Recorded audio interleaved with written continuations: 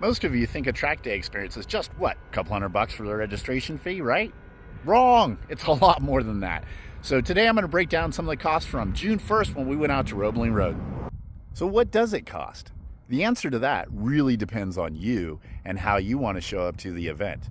And there are so many factors that determine how expensive or cheap the racing can be. And for a lot of you, you figured out a way to do it very cost affordable. For others, not so much.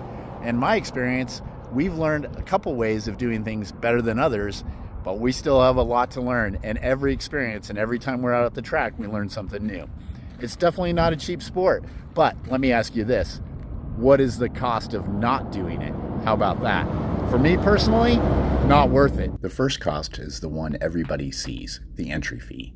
For this event, roughly $200. The truck has to tow the trailer from Wilmington, North Carolina to Roebling Road Raceway in Georgia. Diesel, fuel, gas, travel expenses, roughly $180 for just one vehicle. And that's assuming nothing unexpected happens. Then there's the fuel for the race car itself, easily $80. Tires are one of the biggest hidden expenses in motorsports. You think they're free, but they're not. They use up part of the tire, every braking zone, every corner, every acceleration zone. You might not be writing a check today, but you're absolutely consuming part of that tire's life. I estimate about $80 in tire wear per day. The same thing happens with brakes. Black Betty runs DTC 60 brake pads, and they're not cheap. They're excellent pads, but every session wears them down. Brake pads, rotors, brake fluid, wheel bearings, alignments, all of those costs are being consumed every time the car hits the track. For this event, roughly $60 in brake wear for one day. Then there's the expenses most people don't even think about. Oil changes, transmission fluid, diff fluid, trailer maintenance, truck maintenance, replacement parts, repairs, tools, shop expenses.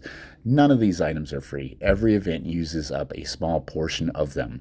If you're bringing your own car to the track, you should strongly consider track day insurance. For a Corvette like this, they can easily be another $250 or more for a single event. How much does it cost? I'm just going to tell you everything you have and probably a lot more. Racing cars is incredibly expensive. So as we've talked about, the entry fee is only one of the factors that you have to take in consideration. There's so much more, especially if you own your own operation, the truck, the trailer, the consumables, the race car, everything that goes along with it. It's rare that you get through an entire weekend without finding something that you don't want to either improve upon or something that you have to go home and work on and fix. You're always going to find that weak link. You're going to want to go a little bit faster, and that costs money. Now, the last thing I want is for any of you to be discouraged to give up racing because of the cost of doing this.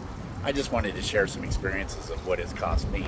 Road racing is expensive, but it's all relative. I come from NHRA Nitro Funny Car Racing, where a weekend costs anywhere between $5,000 to $10,000. So in this case, road racing is somewhat affordable. If it's your goal and it's what you want to do, you will not regret it. You will find a way. And guess what? Racing is one of the most fun things you can do in life. I kind of forgot about that for a long time until recently. If racing cars is your passion, like it is for me, you'll never regret chasing your dreams. Whatever your passion is, chase it. Maybe it's collecting old aircraft like the guy behind me.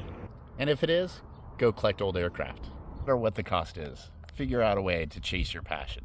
If it happens to be racing cars, especially Corvettes or road racing, then follow me.